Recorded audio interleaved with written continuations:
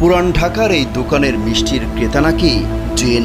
প্রতিদিন পাগড়ি পরে মিষ্টি খেতে আসেন জিনেরা, আবার টাকা দিয়ে কিনেও নিয়ে যায়।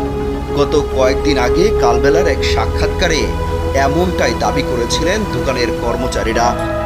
পাগড়ি পরা জুব্বা পরা আসে, ঠিক আছে, বোঝা যায় আসে আপনার ভোরবেলা 5:30টার দিকে আসে। উনি আসে শুধু মিষ্টি নেয়, অনেক মিষ্টি নেয়, দামি মুলাই নেয়, প্রায় 15-2000 টাকার মিষ্টি নিয়ে যায়। ওনার পছন্দ মিষ্টি যে চমচম আছে, স্পেশাল আইটেম মিষ্টি আছে, ওইটা নিয়ে যায়। তবে এক সপ্তাহের ব্যবধানে উন্মোচিত হলো সেই রহস্য, পাল্টে গেল কর্মচারীর বক্তব্য। ভাই এগুলি জিন কি দেখা দেয়, এগুলি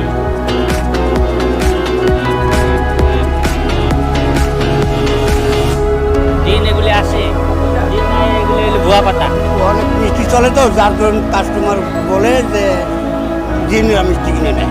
তাহলে এবার কোথায় গেল পাগড়ি পরা সেই জিন? তবে কি সবকিছুই ছিল মন গড়া বক্তব্য, নাকি মার্কেটিং এর কৌশল?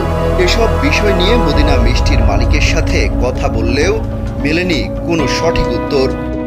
এরকম কিছু দেখি নাই।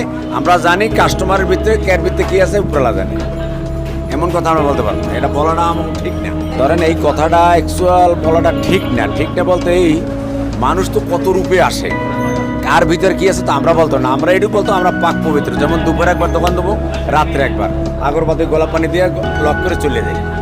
এটা কাস্টমার বলে, আমরা বলতে পারবো না। বিক্রি বাড়ানোর বিজ্ঞাপনে জিনকে নিয়ে আসা কতটা নৈতিক এবং বৈধ, সেই প্রশ্ন থেকেই যায়। কালবেলা ডেস্ক।